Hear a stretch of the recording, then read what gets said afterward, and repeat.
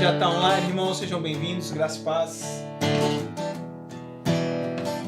Louvado seja o Senhor por esse dia, louvado seja o Senhor por esse momento.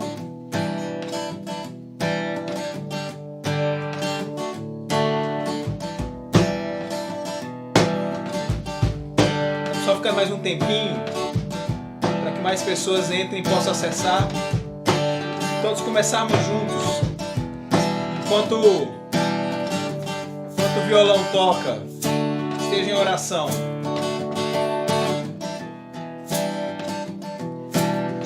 Clame ao Senhor por esse culto, pelas pessoas que vão acessá-lo. Se você tiver tempo ainda, compartilha o link no WhatsApp, no Instagram.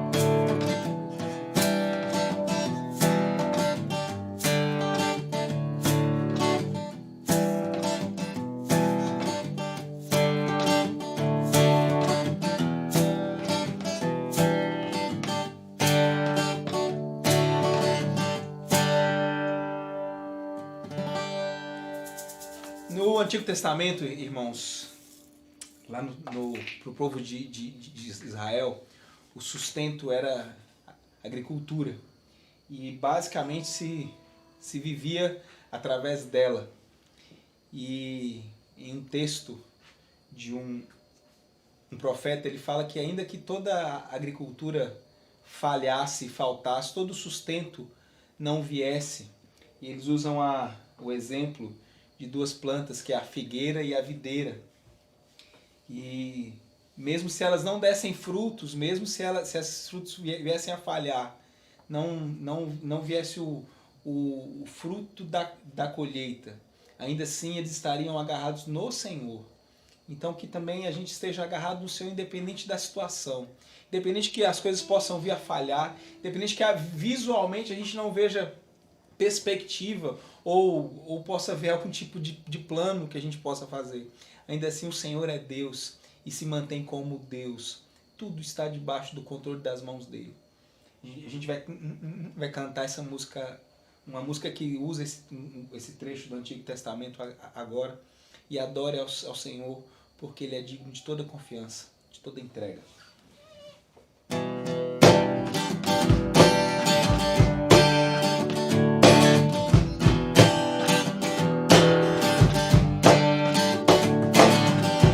Tu és minha porção, tu és a minha herança, tu és o meu consolo nos dias de tribulação.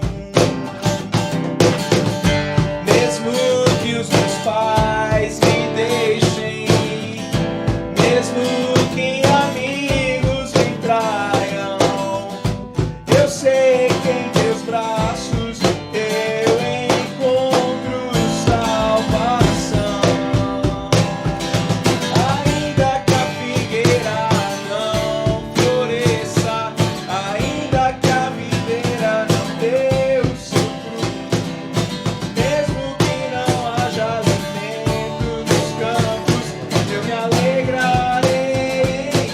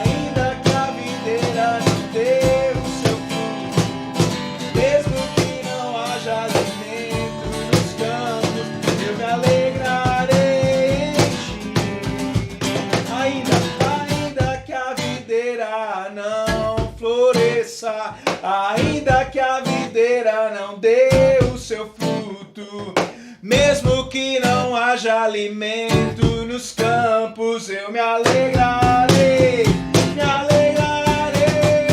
Ainda que a videira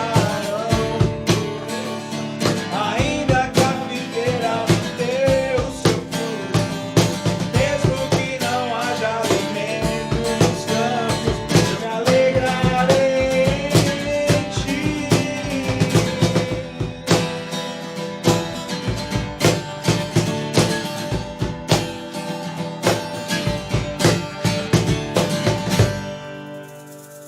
Amém.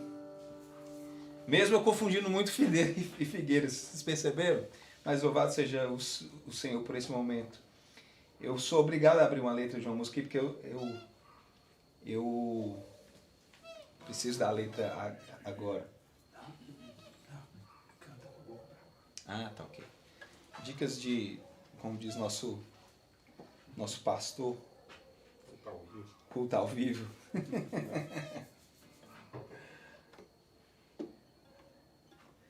Meus queridos, ele continua sendo bom. Eu vou pegar o celular, vocês estão vendo que eu estou usando o celular aqui, né? Por que não está abrindo a letra?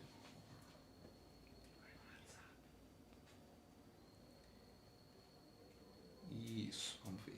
Aí, aqui. Ele continua sendo bom mesmo a gente precisando desses detalhes tecnológicos que a gente precisa. Mas louve ao Senhor de todo o seu coração.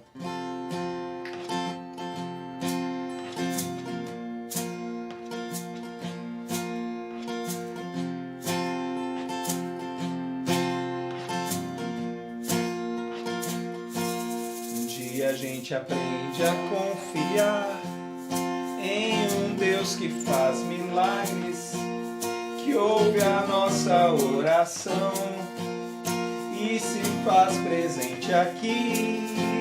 Um dia a gente aprende a dar um passo só de cada vez, mas sem duvidar,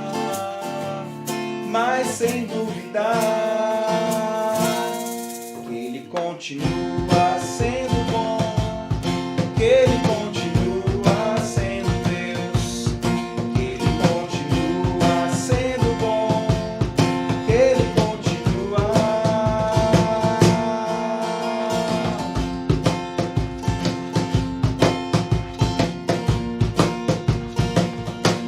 Então chega o dia de viver tudo que se aprendeu e a enxergar até o que não se pode ver. Chega o dia de entender, até ouvir o não de Deus, mas sem duvidar,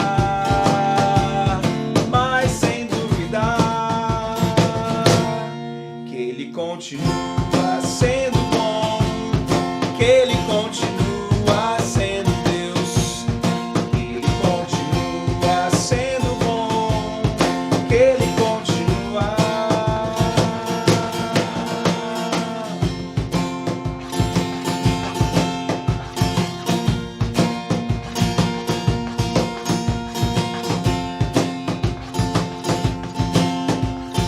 Então chega o dia de viver.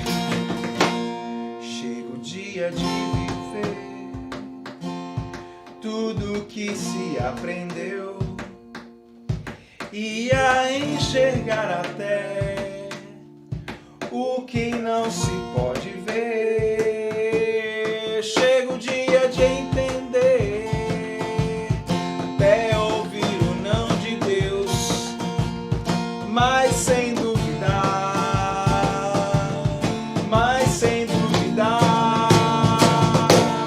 que Ele continua sendo bom, que Ele continua sendo Deus, que Ele continua sendo bom, que Ele continua sendo Deus, Ele continua sendo bom, Ele continua sendo Deus, Ele continua sendo bom, Ele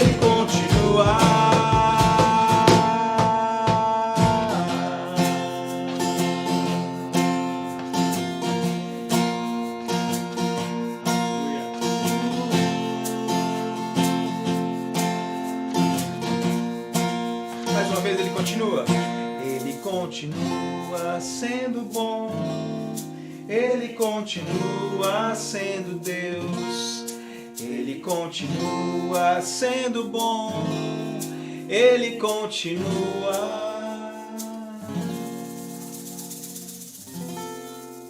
Louvado seja o Senhor e adorado pelo que Ele é, quanto Ele tem sido bom e sustentador nas nossas vidas. Mas também hoje é um dia especial, hoje é o Dia das Mães e temos uma mensagem especial para elas hoje. Então, mãe, aumenta o volume da TV, aumenta o volume do celular. Você vai assistir agora um vídeo especial para você, mãe.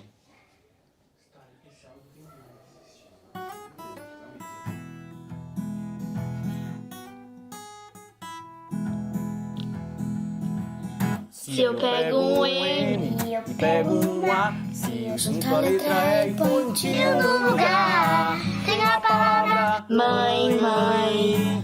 Tem a palavra mãe, Mãe, uma palavra tão pequena pra expressar amor tão grande. a Minha mãe me ama e me enche de carinho, mas se eu apronto, ela me mostra um bom caminho. Essa é a minha mãe, mãe. Essa é a minha mãe, mãe. Eu não sei como eu viveria sem a minha mãe. Mãe, hoje eu quero lhe dizer que o meu amor por você é do tamanho do céu e do tamanho do mar. Mãe, eu te amo, amo sim. Mãe, eu te amo, amo sim. E obrigado por tudo que tem feito por mim. Parabéns, mamãe. Se eu pego um M, Pego um A, se junta a letra E e põe um tio no lugar. Tem uma palavra Mãe, mãe. Tem a palavra mãe, mãe. Uma palavra tão pequena pra expressar um amor tão grande. A minha mãe me ama e me enche de carinho, mas Se eu apronto, ela me mostra um bom caminho. Essa é a minha mãe, mãe. essa é a minha mãe, mãe. Eu não sei como eu viveria sem a minha mãe. Mãe, hoje eu quero lhe dizer Que meu amor por você é tamanho do céu e do tamanho do mar. Mãe, eu te amo sim. Mãe, eu te amo sim. e obrigado Por tudo que tem feito por mim. E Obrigado por tudo que tem feito por mim.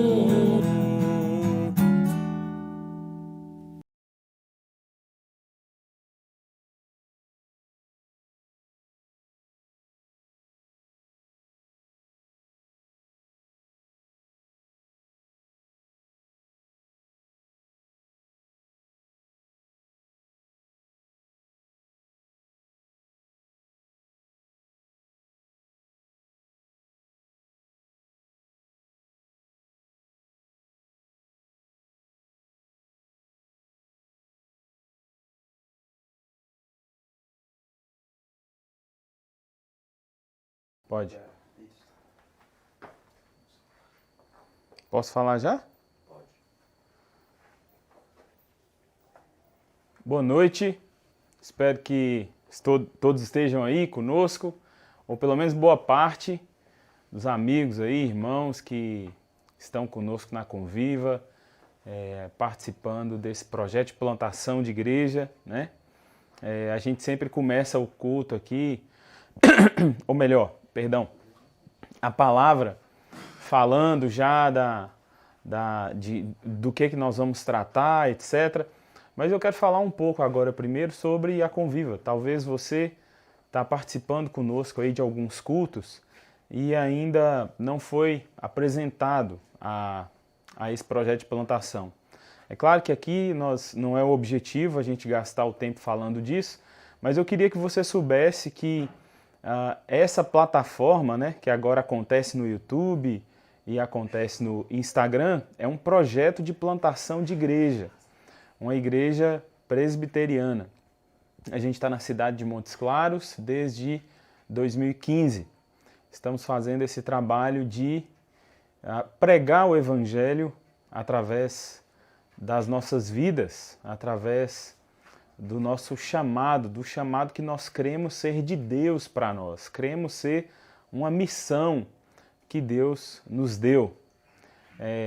E agora, com essa pandemia, com esse tempo que a gente tem vivido, estamos mais nas redes sociais, né? Estamos no Instagram, mandando muita informação sobre o que acontece nos ministérios, o Ministério de Integração, os grupos de amigos, de irmãos que se encontram durante a semana, que atualmente também acontece virtualmente, um ministério que trabalha com crianças, né? Você acabou de ver um vídeo aí oferecido às mães, feito por crianças que fazem parte dessa comunidade, que fazem parte desse projeto. Enfim, a Conviva é isso, é essa comunidade de pessoas que entendem a vida a partir de Jesus, a partir do Evangelho.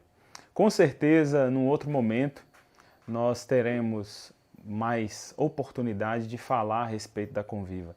Eu quero te convidar agora a meditar num texto bíblico que eu gosto muito dele. É um texto que eu sempre uso ele para pensar em algumas coisas a respeito da vida. Sempre uso ele para compartilhar algumas coisas que eu creio. E foi nele que eu pensei quando me veio esse tema, né? Por falar em tema, nós terminamos uma série de mensagens que a gente veio pregando na Conviva sobre como conectar fé e cultura. Então, enquanto ainda não estamos começando a nova série, a gente está falando abertamente, ou melhor, livremente, de outros temas. O tema que eu queria falar hoje tem a ver com sofrimento, tem a ver com a fragilidade humana, não é? Mas vai abrindo a sua Bíblia aí em 2 Timóteo, capítulo 4, versos 6, 7 e 8. Perdão. 2 Timóteo 4, versos 6, 7 e 8. Enquanto você vai abrindo o texto, deixa eu já te falar um pouco sobre o que vamos compartilhar aqui hoje. Quando eu pensava sobre esse tema, né, sobre sofrimento, logo me veio um filme que foi lançado em 2007. Para quem gosta de ação aí, né, os homens gostam muito de filmes de ação. Esse foi um filme que a gente gostou muito. E em 2008 ele foi um filme também muito premiado. Ele se chama Onde os Fracos Não Têm Vez. Acho que em inglês, No Country for Old Men, alguma coisa assim. Onde os fracos não têm vez. Apesar do título trazer essa ideia de um mundo feito somente para os fortes, né? Parece ser meio contraditório o que a gente vê no filme, porque como pano de fundo, uma perseguição entre traficantes e policiais, a gente vê uma série de mortes, a gente vê muita violência, ganância, frieza e uma certa aleatoriedade, né? Especialmente na figura de um psicopata lá, muito, assim, uma figura bem diferente no filme, e que ele, tem hora que você olha para ele e você vê assim, parece que ele mata pelo simples desejo de matar, né? Uma cena desse filme, ele está numa conversa com um comerciante, e aí esse comerciante, ele pede o comerciante para jogar uma moeda, alguma coisa assim, e aí simplesmente depois daquele diálogo ele mata aquele senhor. E muitos críticos desse filme falam que boa parte dessa violência, boa parte dessa descaracterização do ser humano em prol da ganância tem a ver com esse retrato da vida real, né? E aí essa ideia de que o mundo vai ficando tão difícil que ele não é um mundo para fracos, mas para fortes. O problema, na minha visão, né, um pouco o contraditório disso é que a gente vê justamente a fragilidade humana, a vulnerabilidade humana, o quanto os homens são pó, né? São frágeis. O quanto os homens sofrem, o quanto o sofrimento está presente na vida do homem por causa da ganância, da violência, etc. E é interessante, eu me lembrei desse filme porque eu acho que ele traz algumas similaridades com o momento que a gente vive, né? E eu não estou falando aqui apenas da pandemia, mas eu estou falando do sofrimento. O sofrimento é uma realidade na vida de todos nós. E é engraçado porque nos faz lembrar um pouco do filme, a gente tenta não tocar nesse assunto, né, do sofrimento, da vulnerabilidade, da nossa fragilidade. A gente cria discursos vitoriosos ou escapistas, a gente se faz de forte em meio às crises, né? A pandemia está aí e é uma boa prova disso. Mas no fim das contas, o que a gente vê é uma vida irreal, uma vida carregada de orgulho. Ninguém quer pedir ajuda, ninguém quer pedir arrego, né? Ninguém quer reconhecer que é vulnerável e cada vez mais vamos vivendo solitários. E aí eu me pergunto, será se essa fragilidade camuflada, escondida, não deveria ser exposta de alguma maneira? Será se não seria bom, em meio às tormentas da nossa vida, como essa crise, né? Na saúde econômica, política, será se em meio a essa crise que talvez você está vivendo dentro de casa, com seus filhos, com seu marido, com sua esposa, você não deveria conversar? Você não deveria falar de suas dores, do quão difícil está? Será se você não deveria pedir ajuda? Fica a pensar nisso, né? Essa pandemia, por exemplo, ela nos traz muita reflexão, né? Nós fomos colocados por ela numa situação difícil. Novas crises surgiram, crises que já existiam, problemas que já existiam na nossa vida e talvez a gente não dava devida atenção, passaram a se agravar, se potencializar, relacionamentos que não andavam bem, casamentos que não andavam bem, parece que agora pioraram com a intensidade do relacionamento, enfim, muita coisa está acontecendo e a gente está tentando se agarrar um tanto de coisa, né? Será se a gente deveria simplesmente ficar cantando e pensando que vai passar? Será se nós não deveríamos recorrer à ajuda? Será se nós não deveríamos ter conversas extremamente necessárias? Será se não é o momento para isso?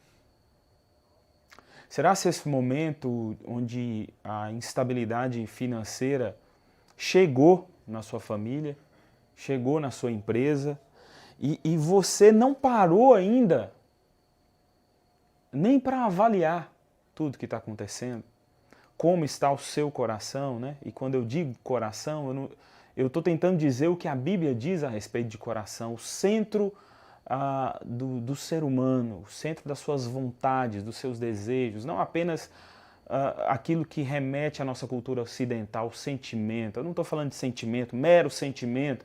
Eu não estou falando de mero medo, ansiedade sobre o momento. Eu estou falando de um momento para se avaliar, para se analisar como eu estou diante da crise que eu estou vivendo, diante do problema que eu estou vivendo. Será se não é um momento da gente encarar de frente a nossa vulnerabilidade? Constatar que de fato nós não estamos no controle das nossas vidas? É interessante, a pandemia mais uma vez tem fortalecido esse olhar, ou no mínimo tem nos apontado para uma reflexão mais profunda a respeito de nós mesmos, especialmente a respeito de como que nós lidamos com o sofrimento. Alguns dias atrás eu ouvi o Armando Bispo, um pastor em Fortaleza, dizendo que enquanto máscaras estão sendo colocadas para se proteger da Covid-19, outras máscaras estão caindo, né? e nós estamos percebendo dentro dos nossos lares o quão egoístas nós somos, o quão vaidosos nós somos, o quão orgulhosos nós somos. É um tempo que realmente nos traz muita reflexão. Na última vez que eu estive pregando pela Conviva, eu cheguei a compartilhar, por exemplo, sobre o fato de que, apesar de nós termos sido submetidos a um isolamento social, nós já vínhamos nos isolando. Os discursos polarizados que estão tão presentes no nosso país, né? Em todos os lugares, em todas as famílias, a corrida pelo sucesso, pelo trabalho, o nosso próprio orgulho, o medo da exposição, a dificuldade de se relacionar com o outro, de lidar com o diferente, já estava nos isolando. Nós já estávamos andando de maneira isolada, só que em meio a um tanto de gente. Talvez até nos próprios cultos, nas próprias reuniões, onde você ia na sua igreja católica, protestante. Eu repito, esse momento é interessante para que a gente pense, para que a gente reflita, para que a gente avalie se de fato nós não precisamos encarar de frente o sofrimento, não é? Deixa eu ler para você o que o Tim Keller diz a respeito do sofrimento. A sociedade ocidental contemporânea não oferece a seus integrantes nenhuma explicação para o sofrimento e fornece pouca orientação para lidar com ele. Se o sentido da vida é liberdade e a felicidade do indivíduo, então o sofrimento não tem utilidade. A única coisa a fazer é evitá-lo a qualquer preço. Tim Keller é pontual, não é? Ele é específico. A verdade, amigos, é que esse não é um problema da pandemia. Ele não é de agora, não é? O ser humano ele não lida bem com o sofrimento, especialmente porque o sofrimento é um efeito do pecado na vida do homem. O sofrimento tem a ver com a nossa rebeldia em relação àquele que nos criou, àquele que nos fez. Lidar com o sofrimento não é fácil, né? Agora, eu quero te fazer pensar, antes da gente ler o texto bíblico, que o intuito aqui não é gerar uma reflexão vitimista, como se tudo conspirasse contra você, você fosse a melhor pessoa do mundo e você está sendo injustiçado, né? Nem muito menos uma reflexão, um pensamento de autocomiseração, né? Onde todos te devem alguma coisa, inclusive Deus. O objetivo aqui não é esse.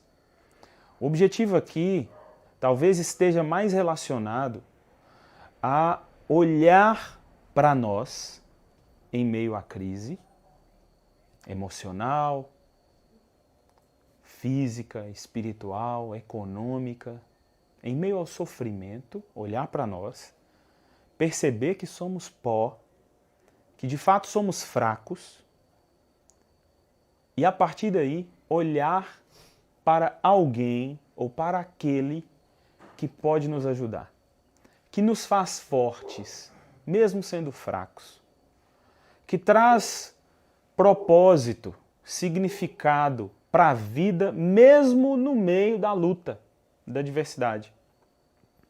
É sobre isso que eu quero conversar com você. Paulo dá as últimas palavras a Timóteo nesse texto, indiretamente à igreja de Éfeso, né? Ele está preso, ele está sendo julgado, ele vai ser executado, mas antes de morrer ele ensina ao seu aprendiz algumas lições de vida para o ministério. Então, vai lá no texto bíblico e acompanha aqui comigo. 2 Timóteo, capítulo 4, versos 6, 7 e 8. Diz o texto: eu já estou sendo, se não me engano, tem esse texto aí projetado na tela para você. Vou repetir. Eu já estou sendo derramado como oferta de bebida. Está próximo o tempo da minha partida. Combati o bom combate. Terminei a corrida. Guardei a fé. Agora me está reservada a coroa da justiça, que o Senhor, justo juiz, me dará naquele dia. E não somente a mim, mas também a todos os que amam a sua vinda.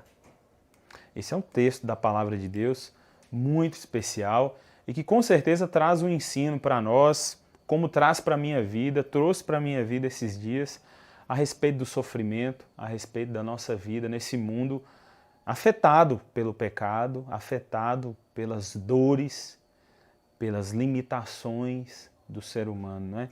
O verso 6 é muito interessante, muito importante, porque para Paulo o sofrimento é visto por outro prisma.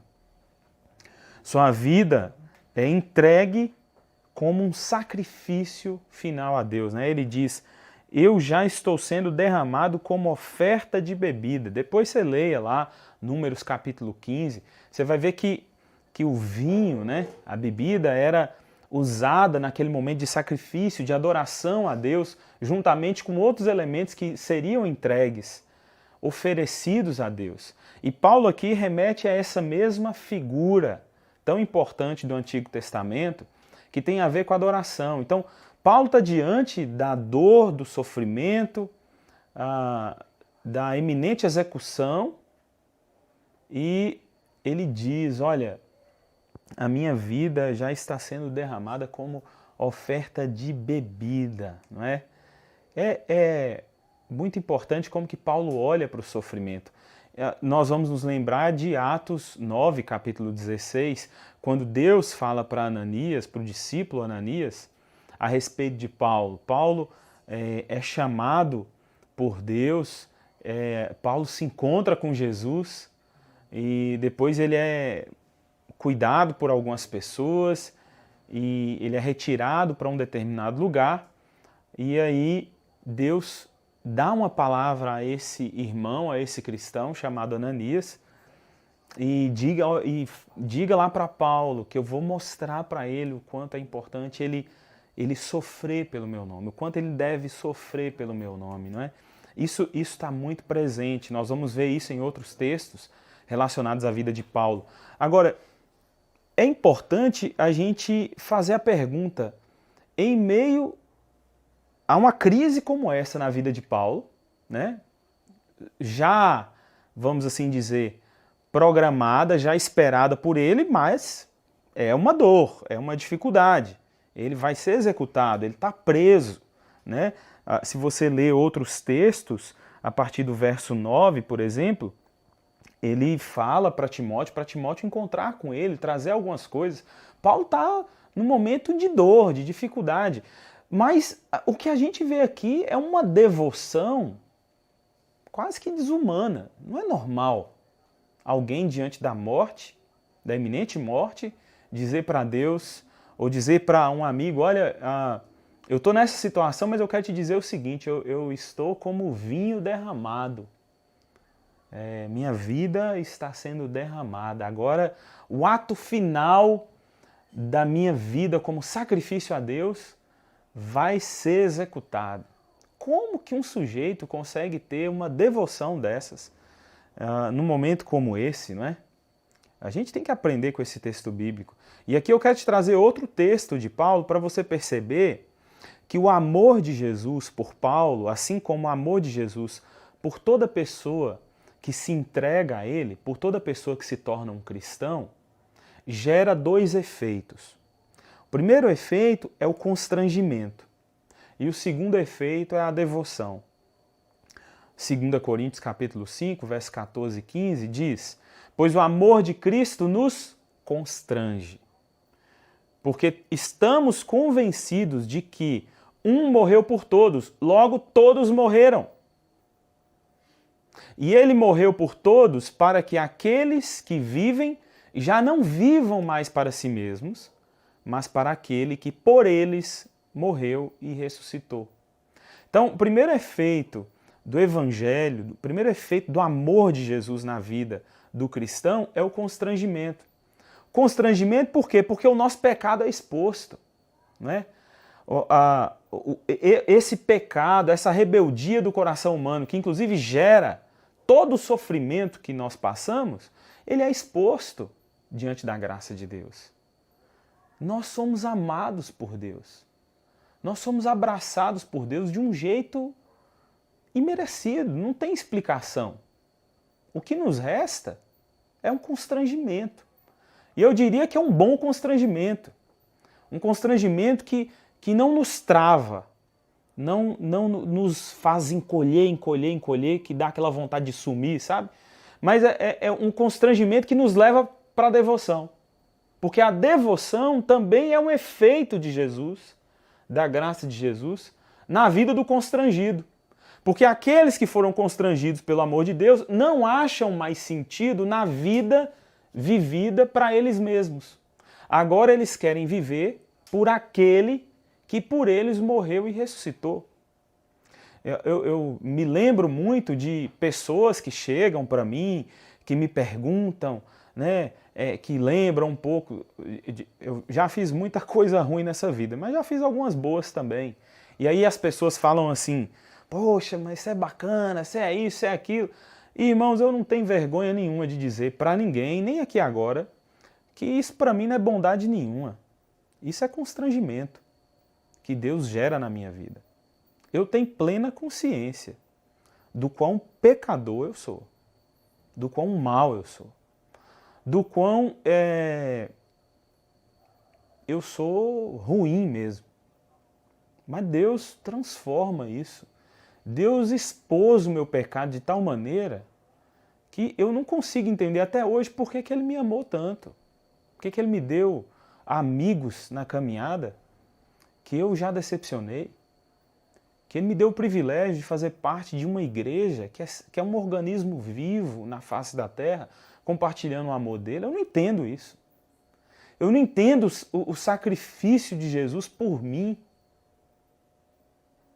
que sou pecador, que muitas vezes, até hoje, dou as costas para Ele. Então, não é bondade não, irmão. Não é mesmo. Sabe? E a nossa disposição em fazer alguma coisa também é uma devoção que não vem de nós, não vem de mim mesmo. Eu sou prova de que muitas vezes o meu sentimento tem a ver apenas só comigo mesmo, com o meu próprio interesse. E não com o outro. E não com a missão de Deus. Mas eu não sei explicar o que acontece com a nossa vida.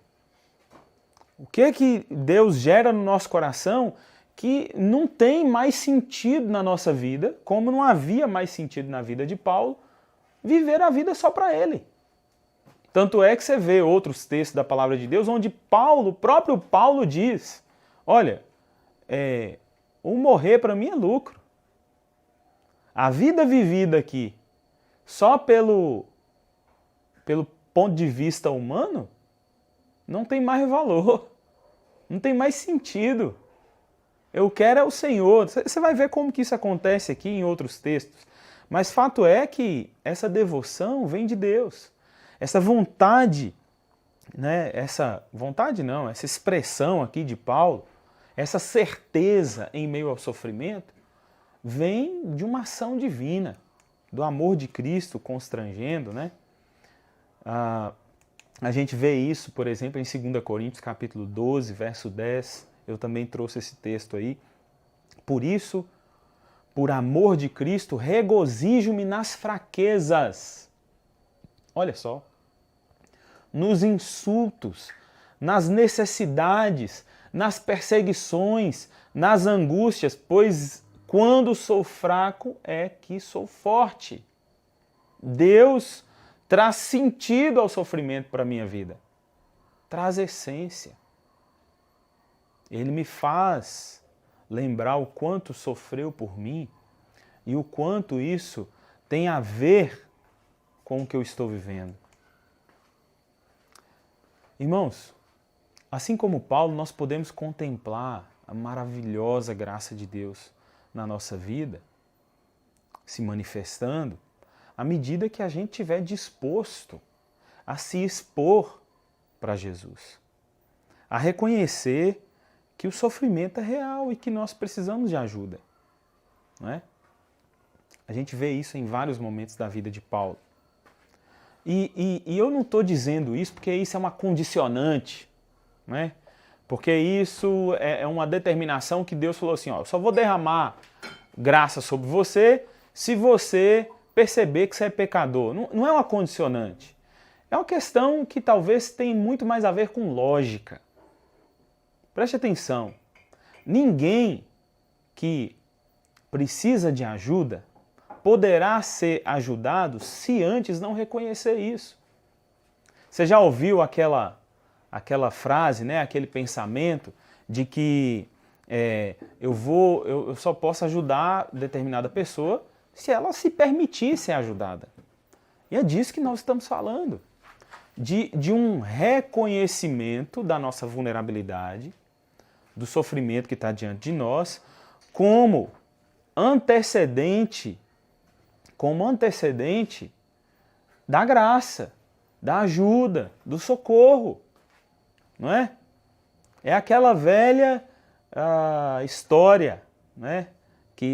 Aquele velho pensamento aquele pensamento importante que o próprio Jesus já dizia, né? Eu vim para os doentes, eu não vim para quem se acha são, eu não vim para quem acha que não precisa de médico, eu vim para quem se percebe como pecador mesmo.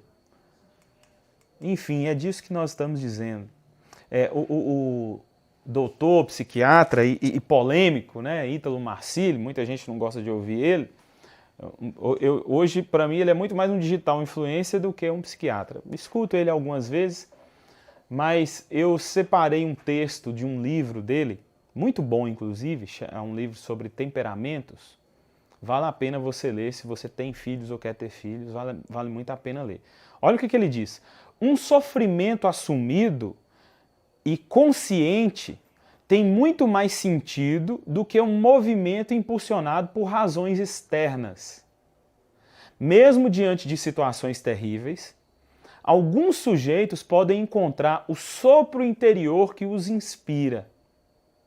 E é justamente a descoberta dessa realidade que preenche o vazio, que marca o desabrochar da personalidade. Interessantíssimo, apesar da gente estar falando aqui dentro de um contexto completamente cristão e bíblico a respeito de como a gente pode entender o sofrimento a partir do Evangelho, olhando para a vida de Paulo, eu estou citando para você aqui alguém que não está fazendo referência nenhuma religiosa a respeito do sofrimento, mas enxergando o exercício de assumir esse sofrimento para que essa pessoa possa se perceber como uma persona, como alguém que tem propósito na vida, que tem sentido. A partir de quê? Do assumir, do olhar para esse sofrimento, para a dor causada, né? Bem interessante. Mas voltemos para o texto. O verso 7 é um texto muito conhecido, eu gosto muito dele, né? Combati o bom combate, completei a carreira, guardei a fé. Nós vamos passar mais rapidamente por ele, mas ele é bem interessante também, porque aqui nós vemos as ações de Paulo sendo guiadas por um propósito maior. O indivíduo, ele não está mais desamparado, né? E eu falo indivíduo porque assim como Paulo, o cristão, o seguidor de Cristo, ele não está mais desamparado, ele vê uma linha de propósito, de sentido em sua vida, né? Ele é moldado por um caráter missional. Ele é chamado por Deus para viver em missão, porque a sua vida é parte da missão de Deus. E esse entendimento traz a ele um gás novo, vamos dizer assim. Traz a ele um olhar diferente para a vida, não é? Ele não está mais desamparado. Deus está com ele.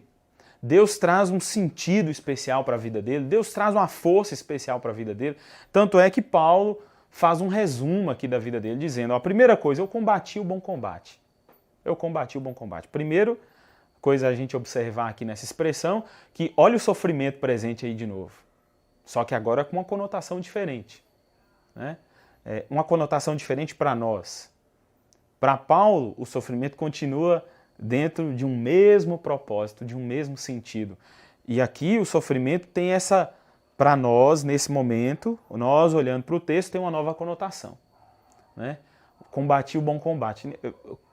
O combate, ele é bom quando a gente ganha, né? Mas o que Paulo está dizendo aqui não é que o combate é bom porque ele venceu. O combate é bom porque ele viveu a vida intensamente, ele se entregou. Ele fez o que tinha que fazer. As dores que ele passou foram necessárias. Toda a preparação que ele teve foi necessária. O sofrimento no combate aqui é resultado da intensidade na vida, do que é entregue. Entendeu?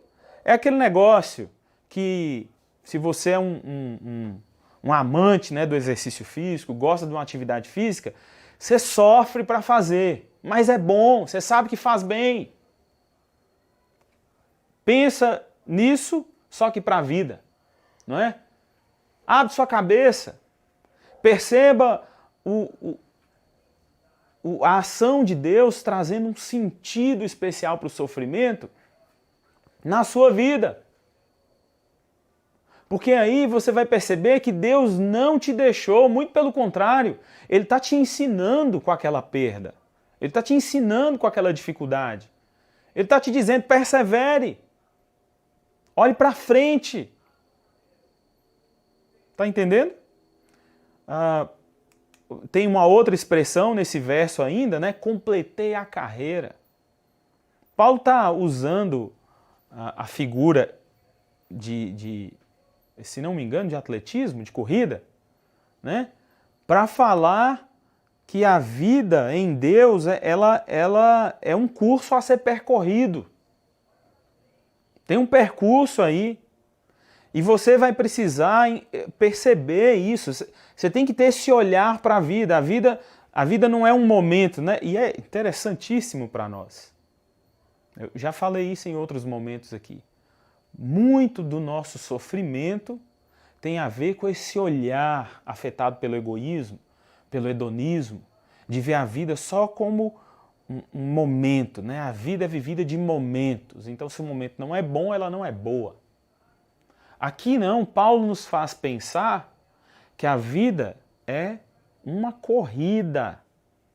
E ele está dizendo, eu estou chegando ao final dela, eu completei a minha corrida. E aí eu te faço pensar como eu penso, como está a minha corrida, aonde eu estou nesse percurso.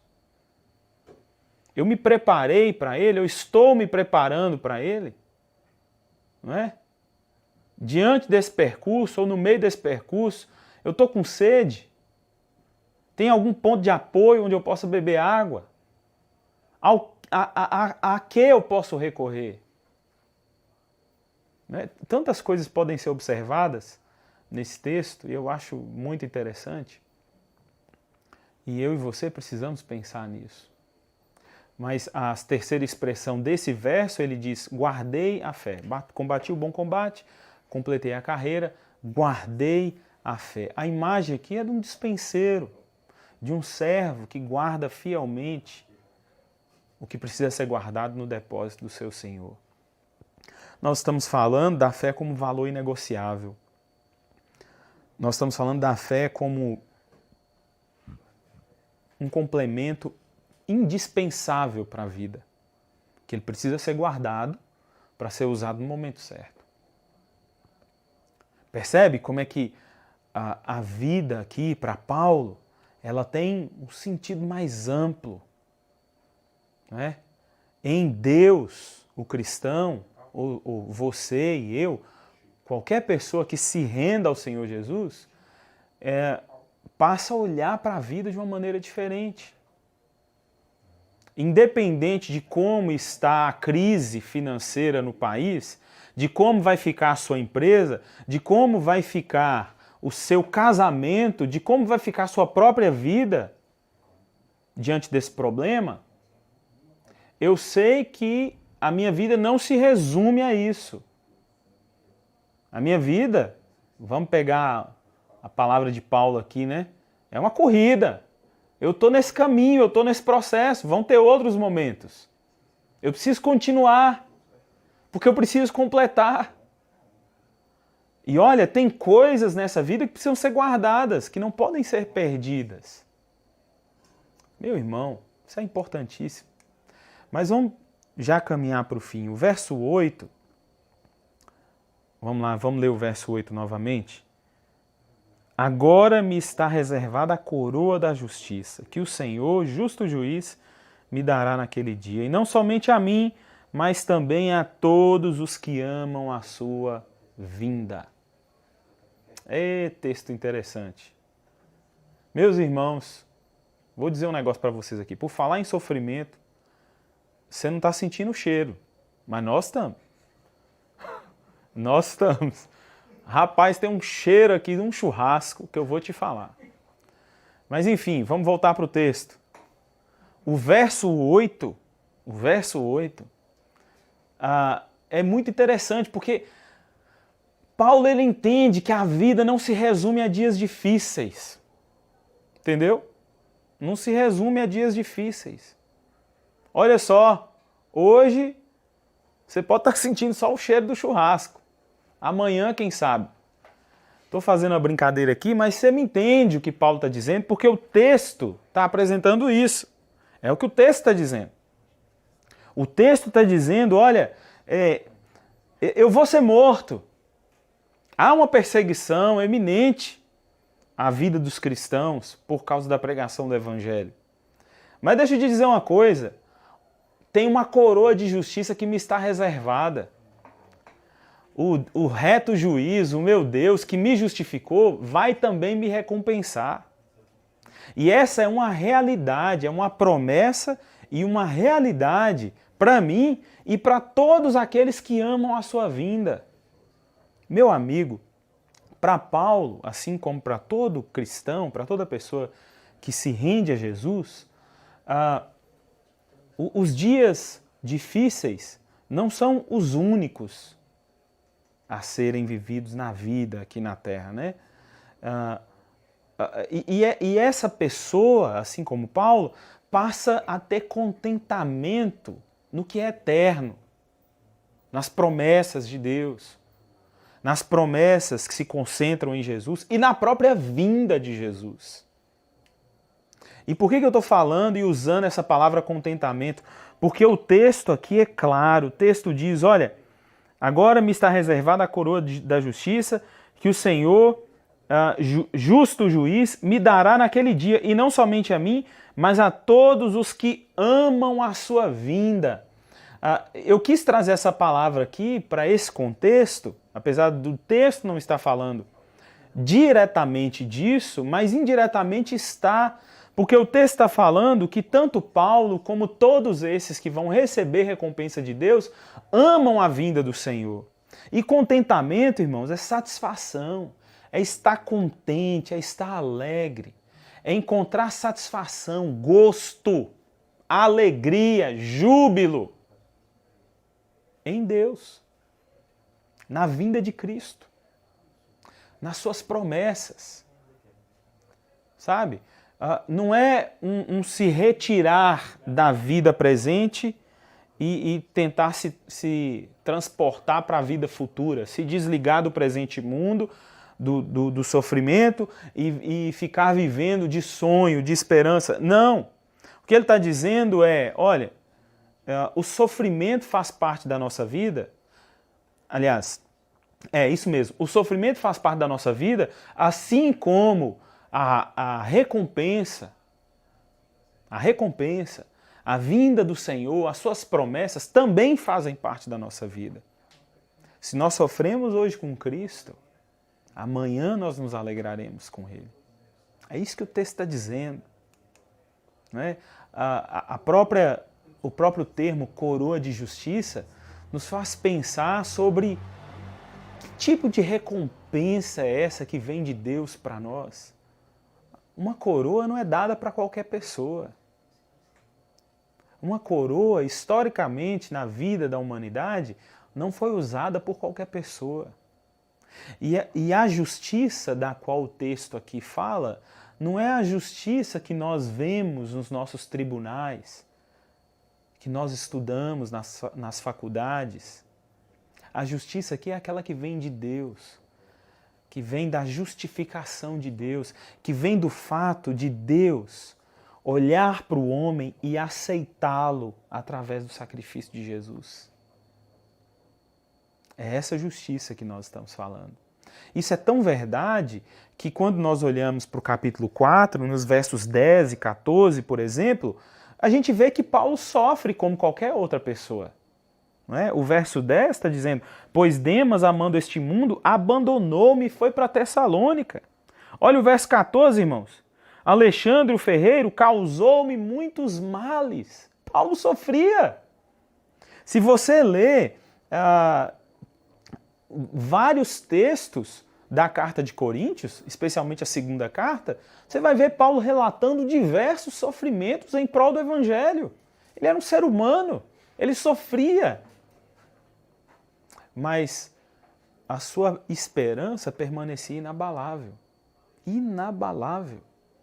Porque ele amava a vinda do Senhor.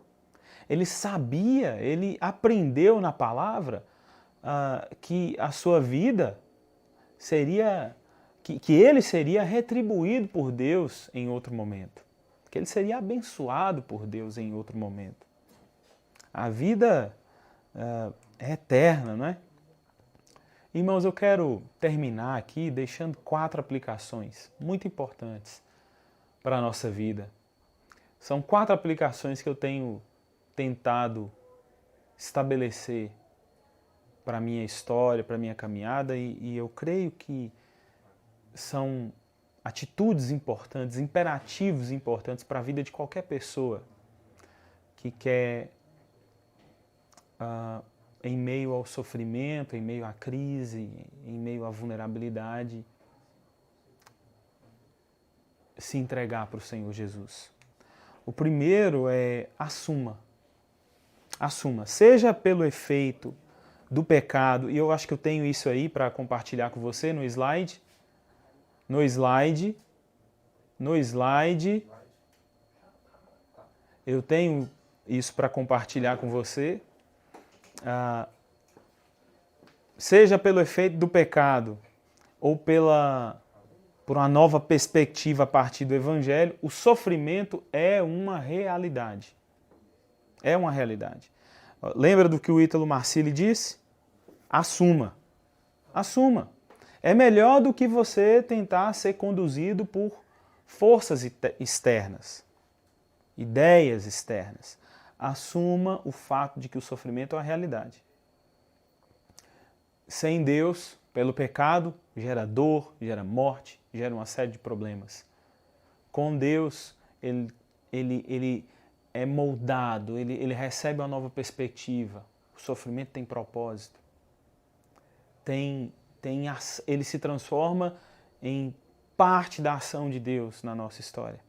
Mas a segunda aplicação que eu queria deixar para você é: reconheça em meio ao seu sofrimento, talvez em meio a essa pandemia que nós estamos vivendo, a necessidade de uma nova vida em Jesus. A vida que você vive é pesada demais. Se fazer de forte num mundo tão vulnerável é tenso. E talvez isso já está insustentável para você. Então aproveite esse momento, talvez de pandemia. Aproveite esse momento que talvez você está vivendo no casamento. Já tive momentos assim, onde eu e minha esposa, Cristina, falamos assim: olha, vamos parar de ficar tentando acusar um ao outro, ficar tentando espizinhar um ao outro e vamos entregar ao Senhor Jesus. Nós precisamos dele. É ele que traz sentido para a nossa história. É Ele que pode transformar isso aqui de um jeito sobrenatural. A terceira aplicação que eu quero trazer para você é: conheça a missão de Deus. E conheça a missão de Deus através de uma igreja bíblica. Ninguém nesse caminho, assim como Paulo traçou esse caminho para a sua vida, caminha só. Então, aprenda da palavra de Deus com a igreja do Senhor Jesus a respeito da sua missão. Você vai ver como que a vida pode ganhar assim, cores maravilhosas, um sentido assim excepcional, esplêndido, quando vivida para a glória de Deus. Você vai perceber o que é, talvez aí, como Paulo, encarar a vida como uma corrida, como um combate, guardar o que precisa ser guardado, viver a vida com intensidade, com excelência, com entrega. Você precisa conhecer a missão de Deus. Você precisa conhecer esse chamado do Senhor Jesus para que a sua vida tenha um novo sentido. E isso vai te trazer uma nova dinâmica, uma nova maneira de viver a vida. Mas por último, eu quero te ajudar aqui, te desafiar a se lançar ao Senhor Jesus. Confiar em Jesus. Sabe por quê? Porque mesmo em um mundo afetado pelo sofrimento, afetado pelo pecado, é possível nós termos contentamento. Nós vemos isso na vida de Paulo. Nós vemos isso na vida de vários cristãos. Eu posso te dizer isso hoje. Eu não vivo uma vida perfeita. Caminho com irmãos que estão aqui diante de mim agora que não são perfeitos. Ninguém é perfeito. Cada um de nós ainda é afetado por diversos tipos de problemas, por diversos tipos de sofrimento. Mas aqueles que estão amadurecendo em Cristo Jesus encontram contentamento. Eles se satisfazem muito mais naquilo que é eterno, nas promessas de Deus, na própria vinda de Cristo. E eu quero te desafiar a confiar no Senhor Jesus, porque isso é possível para você também. Nós vamos terminar agora fazendo uma oração. Eu quero orar por você. Eu quero que você participe dessa oração. Você precisa participar dessa oração. Quem sabe vai ser uma oração de entrega. Quem sabe vai ser uma oração aí onde você vai dizer: sim, Senhor. Eu preciso reconhecer que está difícil, que eu não estou dando mais conta. Eu preciso reconhecer. Eu não quero me fazer mais de forte. Eu não quero ficar fugindo. Eu não quero ficar criando discursos que são insustentáveis. Eu não quero viver só. Eu quero me entregar ao Senhor. Eu quero conhecer essa missão que o Senhor diz ter para os cristãos, que traz todo um sentido e dinâmica para a vida. Eu quero confiar no Senhor. Eu quero aprender a me alegrar nas coisas eternas. Eu já orei, né? Mas vamos orar de novo? Quero orar por sua vida. Feche seus olhos aí. Chame as crianças. Talvez chame sua esposa. Abrace ela aí, gente boa. Abraça ele aí. Vamos orar juntos. Senhor Jesus, obrigado, Pai. Obrigado por Tua palavra. Obrigado por Tua palavra. Porque eu sou prova que diante dela me percebo tão pequeno, tão limitado. E o Senhor traz um sentido. O Senhor fala comigo na Tua palavra de um jeito que eu encontro ar, vida no Senhor. Obrigado, Senhor, porque o Senhor está falando ao coração dessa pessoa agora e dando a ela a oportunidade de... Pai, em nome de Jesus, vai ao encontro desse ou dessa que sofre. Em nome de Jesus. Talvez que sofre justamente por estar tentando se fazer de forte. Talvez que está sofrendo por justamente não pedir ajuda. Oh Pai, em nome do Senhor, nessa noite nós clamamos como igreja. Vai ao encontro, Senhor. Assim como o Senhor foi na minha vida, e de um jeito inexplicável, que me constrange até hoje, me amou e me chamou para viver para Ti. Em Teu nome, Senhor, eu clamo, eu oro e eu Te agradeço. Amém. Amém. Bom, nós ainda vamos orar aqui, hein? Nós ainda vamos orar e eu quero te convidar a compartilhar aí, quem sabe, alguns motivos de oração. Eu pedi aí no canal, no chat do canal, para que as pessoas deixassem alguns motivos de oração. Nós vamos estar orando aqui agora. Dá para fazer um sonzinho ainda, né, Dan? E eu quero te convidar para a gente compartilhar aí, quem sabe, alguns motivos. Pode compartilhar aí alguns motivos de oração.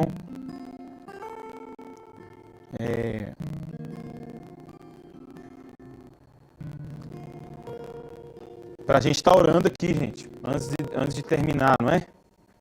Algumas pessoas estão aí conosco no culto. Se você quiser compartilhar no chat aqui mesmo do canal. Aô, menino! Glória a Deus, hein? Ó, gente, Lucas Rocha aqui está pedindo oração pelo casamento. Aleluia! Ó, menino, quando eu falo aleluia de jeito, eu lembro do pastor Jeremias. Benção, vamos orar aqui, hein? Lucas e Bruna, coloca aí, grava esses nomes aí. A gente sabe, né? Pra gente que já é casado, a gente sabe os desafios aí de levantar grana, não é? Casa, tem tanta coisa.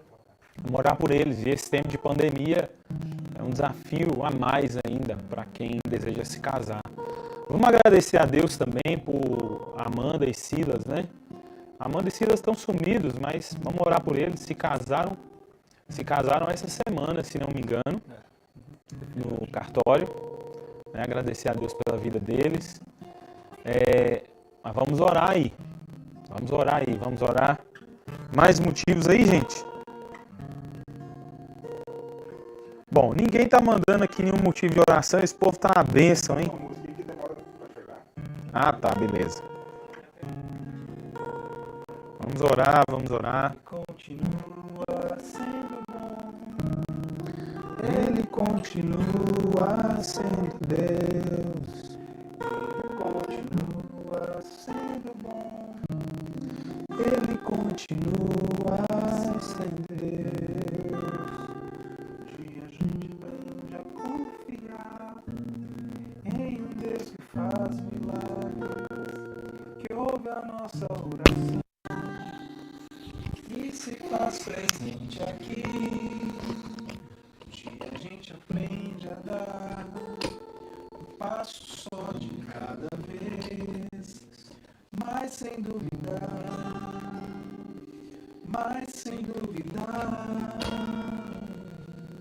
que Ele continua sendo bom, que Ele continua sendo Deus, Ele continua sendo bom. Já vai orando aí, meu irmão. Ore por Silas, por Amanda, pelo casamento. Ore por Lucas e Bruna, também casamento aí, pelo casamento deles. Ore por Manu, não é? Vaguinho está pedindo aqui oração por Manu. pela saúde da Manu. Vamos orar. Olha aí, meu irmão. Bendito seja o teu nome, Senhor. Estamos aqui reunidos online e reunidos principalmente em nome do Senhor Jesus. Ore pelas mães, né? Todas as mães. Nós clamamos ao Senhor. Clamamos ao Senhor que nos dá essa oportunidade.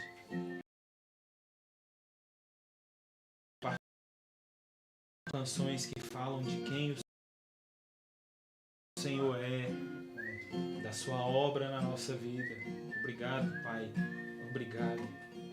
Senhor, eu quero clamar pela vida de Lucas e Bruna, pela vida de Silas e Amanda. Silas e Amanda que se casaram, Lucas e Bruna pretendem se casar. Abençoe esses jovens, Senhor. Abençoe esses jovens.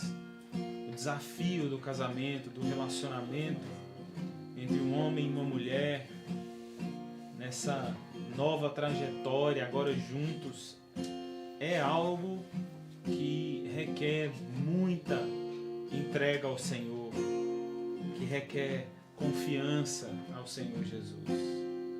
Pai, clamamos por eles, no nome de Jesus. Clamamos pela saúde da Manu.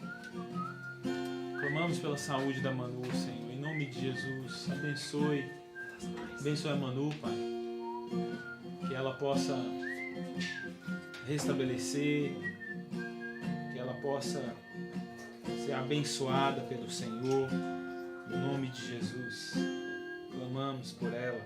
Clamamos, Pai, pela Bia, que coloca aqui esse pedido pelas mães, né?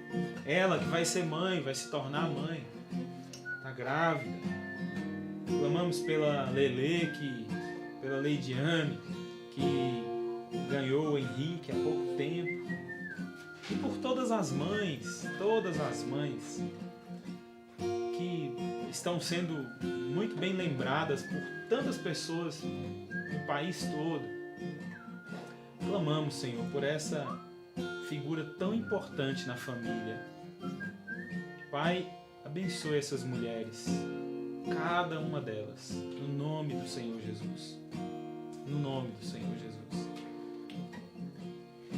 Eu quero clamar, Senhor, pela vida de uma mulher que eu não sei o nome, mas que eu pude ouvir a respeito dela no Cidade Industrial.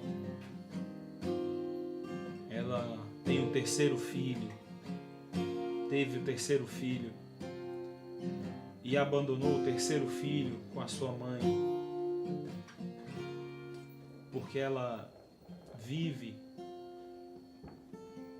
na rua, drogada. Tem misericórdia dessa mulher, Pai, no nome de Jesus. Nos usa, ou usa alguém para que essa mulher possa conhecer o Senhor Jesus, possa encontrar a possibilidade, perceber, aprender, saber que existe a possibilidade de uma nova vida através do Senhor Jesus. Eu quero clamar por aquela avó que está ali com 3 crianças em casa, agradecer ao Senhor porque através de um projeto, aliás, através de alguns projetos, ela foi assistida, recebeu uma cesta básica. Eu quero clamar por aquela família, por essa avó que está sendo mãe de 3 netos, por essa mãe que precisa de ajuda, que precisa de libertação das drogas. Nós clamamos, Senhor, no nome de Jesus. Clamamos por tantas mães que talvez estão enfermas, que passam por dificuldades, sofrem por algum motivo. Clamamos. Em Teu nome, Senhor, nós clamamos.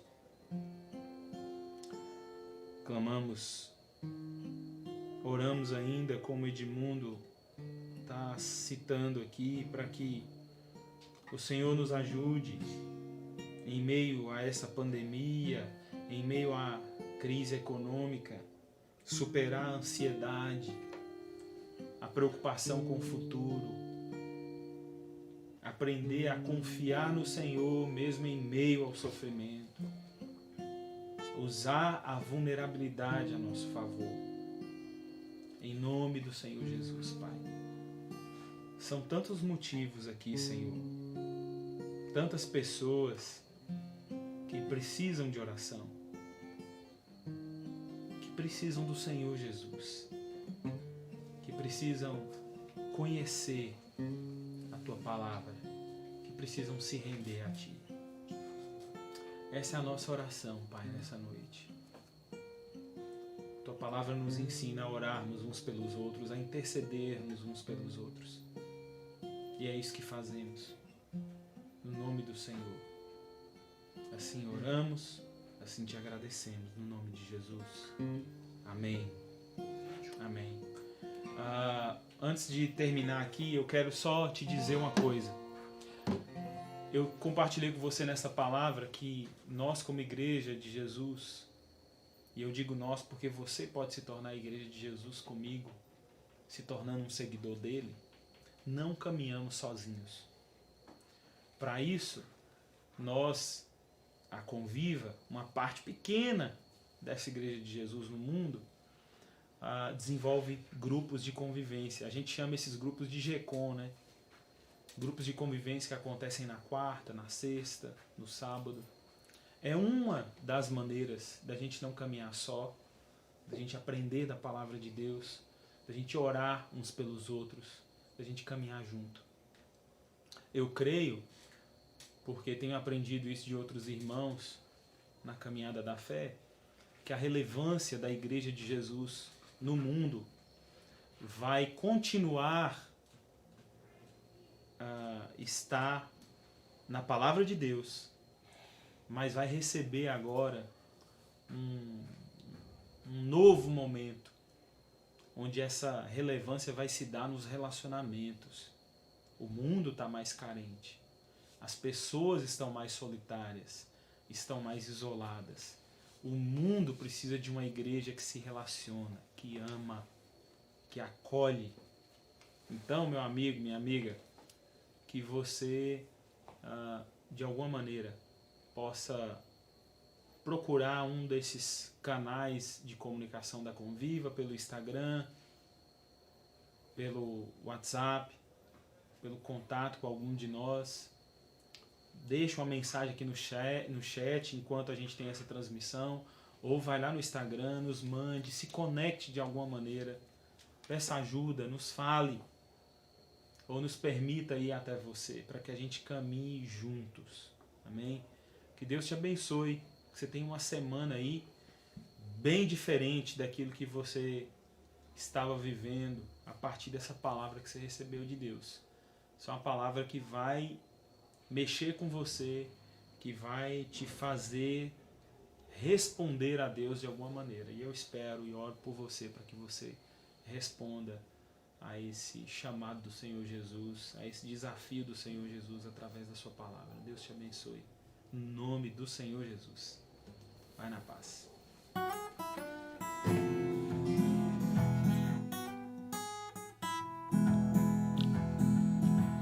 Se eu pego um M e eu pego um A, se eu junto a letra E e ponho um tio no lugar, tem a palavra mãe, mãe. Tem uma palavra mãe, Mãe, uma palavra tão pequena para expressar amor tão grande. a Minha mãe me ama e me enche de carinho, mas se eu apronto, ela me mostra um bom caminho. Essa é a minha mãe, mãe. Essa é a minha mãe, mãe. Eu não sei como eu viveria sem a minha mãe.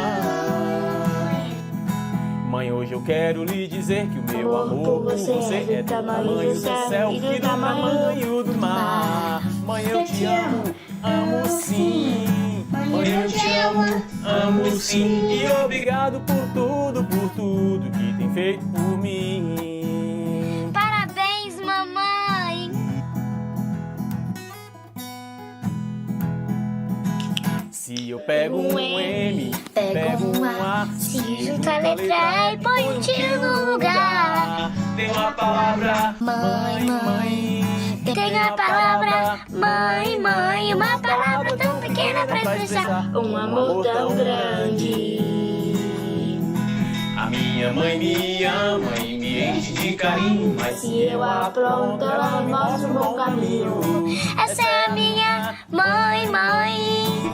essa é a minha mãe, mãe. Eu não sei como eu viveria sem a minha mãe. Mãe, hoje eu quero lhe dizer Meu amor por você, tamanho do céu e do tamanho do mar. Mãe, eu te amo sim. Mãe, eu te Amo sim. e obrigado por tudo feito por mim. e Obrigado por tudo que tem feito por mim.